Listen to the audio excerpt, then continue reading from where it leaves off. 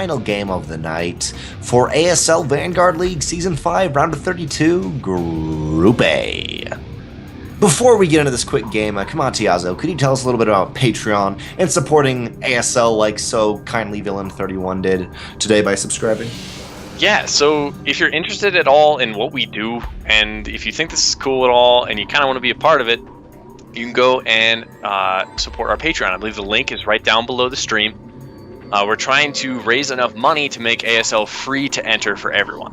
So right now, there's a $10 entry fee to get into the league, and that's to provide us the support so that we can cast every game, stream every game, get you replays for every game. It's all VODs are on YouTube. We're the only league that does that for every single game. You get a schedule, you get to prep for your opponents. It's a lot of fun. I've played for 3 seasons now, getting to cast now. It's a lot of fun to participate in this league. And Patreon is the best way to support that. And right now, you can give a few bucks a month, and every season is like 2 to 3 months. So if you give $2-3, you end up saving money on the $10 entry fee you would have paid if we get enough support. I believe we're aiming for $300 a month on the Patreon. Then all of ASL from bottom to top will be free for everyone, and that'll allow us to do a lot more cool things once we get a lot more people playing. It's gonna be a lot of fun. We're trying to grow and get bigger. And so, what are some of the other rewards they have? What we have for at least $1 a month, you get your name displayed in all its glory. Just reading it off. $5 a month. Obviously you get your name displayed in all its glory, but you get prime replay packs, and I mean, this is like reindeer, legit players, my friends, legit players. Harding. And I'll just skip 25 really quickly. Channel host on Twitch, guest star on ASL show, doing a little show there. 2 replays casted, some really cool stuff. You guys should check it out. It's right below. But for now, just getting into this game, we could introduce them. Currently, the player you're looking at right here from something duck sauce. Can't remember what it is ever. It is the Pigsart player, Jonfurniss.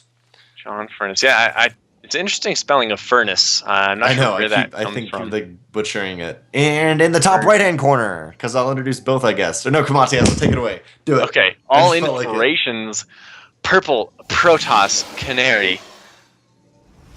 The cheesy guy opening standard this game. I mean, there's nothing across the map. He didn't really try to cannon rush very hard. And I love this. I'm finally ready for Canary to pull a more standard Protoss jerk move of all-inning.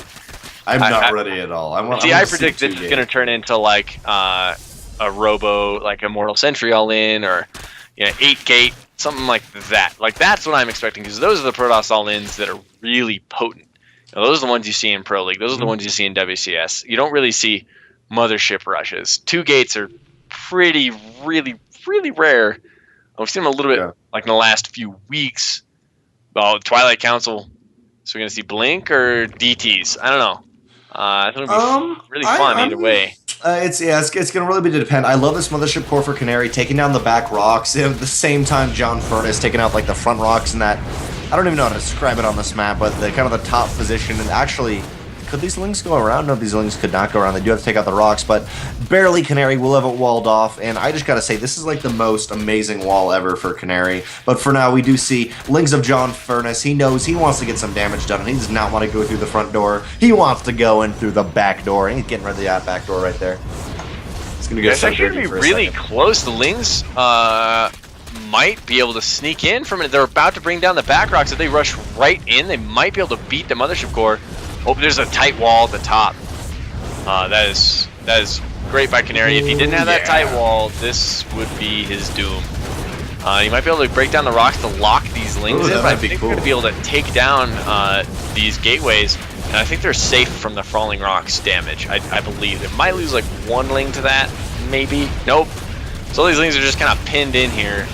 They might actually all get taken down by the Stalker and Mothership core before they actually break through the gateways. Can they see the Twilight Council from there? They cannot see the Twilight Council with the Blink Chrono and the plethora of gateways being dropped in the Protoss main here. Not a single thing was lost right there. That was, I'm just going to spitball, let's say 16 lings. No. Wait, let me count. I can remember the picture in my head. Like 14 lings. 12. 12 lings? I was pretty close. You're pretty close. You're pretty close. I counted from my head too. I just like thought of like the image of them running in and just counted it. I don't know. I believed in myself. But for now, we're going to see another swell of Lings actually coming out. 12 more Lings, Roach, Warren, and Lair. This is the big time for Jonfurniss. This is when the all-in of Canary really wants to kind of move out, because Jonfurniss is in between everything. Getting Roach Warren up, getting Lair, getting a third base going, which is also like the worst third base position ever. Look at that ramp. Like, you cannot reinforce that. That's like a standalone base right there. Yep, you really should not take down your back rocks and take the one back there. Really is what the third base you should take, I think. But Jonfurniss not using his overlords to scout. He's got them on the fringe where they need to be, but for the last 3-4 minutes, he should have been trying to scout the Protoss main. And if he had done that, he would have seen that there's 9 gateways up with +2 attack on halfway done with Chrono Boost. And a whole boatload of stalkers getting ready to blink over and do some blinking all over the Zerg creep and his face. And this is the most normal thing Canary's done all night, is this all in. And I love it. I think the strongest thing Canary's done. It's the best executed. And I love that it's the last game of the night, like the latest game of the night, when like your opponent is sleepy and tired, and you finally like go for this really serious, intense all-in that just crushes face. Yeah, by the way, boatload, a Kumatiazo boatload into normal standard units is 17 stalkers at the moment for Canary, which is, I mean, it's going to push in fast now. There's great creep spread actually for Jonfurniss, but I mean, just again, this third base, you could blink up there and keep moving back so easily in the third base. But for now, I mean, you could just move up north and keep moving back up there and then teleport, blink down. But for now, Canary will be getting up ready. His proxy pylon. Roach speed is just about done, but there is 18 roaches, which is a decent amount. But I mean, with a reinforcement pylon, with blinking back and back, there's also 2 more sentries on the way and so many more stalkers. This could be quite devastating if Canary has the micro, which he's shown in previous games. He's willing to sacrifice that macro for all that sweet micro. Yeah, and I mean, in this attack, all you have to do is blink the stalkers back as soon as they take the shield damage and keep warping in more stalkers. And besides not getting supply block, there's not much macro to do other than that. And this is all down to the blink micro. I mean, the army sizes are about even, but if you can use your force field and use your blink to take extra profitable engagements, where the Zerg, his units can't just run away, and do more damage while they're running away. So you just slowly whittle down, and your stalkers last forever and ever and ever and ever and ever, and then you win. We'll see. Jonfurniss has been given a lot of time here. He's already mixed in some Hydras here. Too much time. More. His third is really non-saturated, so Canary's not on a super clock to do a lot of damage here, because the Zerg hasn't really droned up that hard. We'll see here. Like I said, this is all down to Canary's control and what he can get done with it. He does need to do something, though. I'm surprised he hasn't attacked yet. I mean, he's like 3 minutes late here. Yeah, he was hanging out there for a very long time. Some nice force fields on the left-hand side will be able to push out some roaches, but roaches going in the front part. Mothership Core is sniped, and no Guardian Shield, no nothing, and I saw like 1 blink right there. And Canary's being too passive. Like, as we were saying, he's got the tools, he's got the hammer, he's got the saw in his hand, but he does not quite understand how to hammer and saw as Protoss.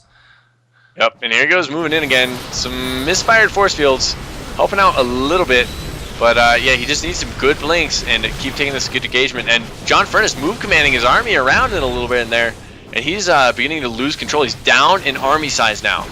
And as long as you keep up the blinking and your army, like these stalkers are getting off 2-3 shots and then blinking back and they're alive. Whereas these roaches and hydras are expending themselves until they're dead. And then the Protoss just regens his shields and comes back in. Now it's 90 to 72 army supply. Protoss is looking great here. Oh, those stalkers are getting caught out. That's not what you want.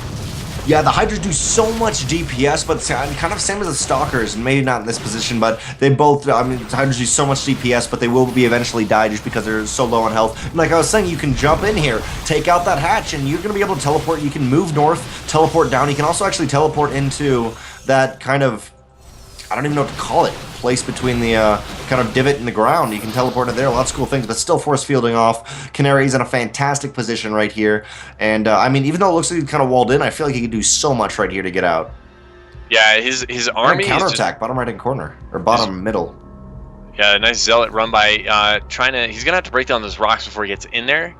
And there's an overlord in position, so Jonfurniss should be able to react to that. They're kind of in this awkward standoff. I think Canary should just throw down a robo and get Colossus as fast as possible here before his main runs out, and then just hit again with Colossi. I'd love to see Canary. Like, obviously the sentries are gonna get caught in there. It's only 3 sentries though, 300 gas, 150 minerals. But actually, as I say that, Jonfurniss does move out, and wow, Canary moves out like perfectly after that. But I kind of wanted to see Canary jump it, like blink across, blink up, blink north, and then blink east on this map. But for now, Canary moving in. The only problem is that you leave your sentries behind, and yeah, it's only 3 though. Gas. 300, 150. I don't know. I just thought it would be really cool to like completely juke out the entire army and then like be in the main. But for now, John Fury, third base is gone. John Fury, wow. Jonfurniss, third base is gone and is now just on whatever he has right here. This is an all-in right here from Canary. Canary in a fantastic position. Could even go a third base if he really wanted to, but he does not want to. I'd rather save these force fields right now for Guardian Shield or like a hallucinated Colossus if I was honest. And by the way, in the main base, Jonfurniss did lose those back rocks there, so another warp in should do some damage. Oh, moves down that ramp, pressing into the natural. Kind of got an awkward position here at the Zerg army, but he's just got a bigger army, and it's so much more cost-effective with these +2 Blink Stalkers. And this is just going really well for Canary so far. Just needs to keep up the control. Jonfurniss is at 1-2 actually. Also, I just noticed that. One armor, two ground. Wait, two. No, sorry, two range. I thought it was 2 ground. Yeah, 2-1. What the crap, man? 2 range and 2 ground. Just like covering all my bases. Just like I need to be spread thin. But yeah, for now, Canary's a fantastic hold. I'd love to see Canary actually like move out and take a third, because it's like after the all-in, maybe it doesn't get enough damage done, but the point is you get enough damage done where you can just kind of pull back and be like, it's not really an all-in anymore. It's just a big strategy. Yeah. Okay. So he's taking his third now. Finally, if he takes his third and just camps this ramp, Zerg. His main is about to mine out. He doesn't have a third base. He's getting the base back on the back side right now. Zealot run by coming by into the main. That's going to be able to get a lot done. Yeah, so Canary can just keep fighting in the same spot over and over and over and over. And until Jonfurniss has like Ultras or Vipers, he's not going to be able to take this engagement. And on 2 base, that is way too much to ask for. Yeah, this map honestly is very, very Protoss favorite as what I can see, just because of the force field, lots of very narrow areas. But right now, big attack coming down.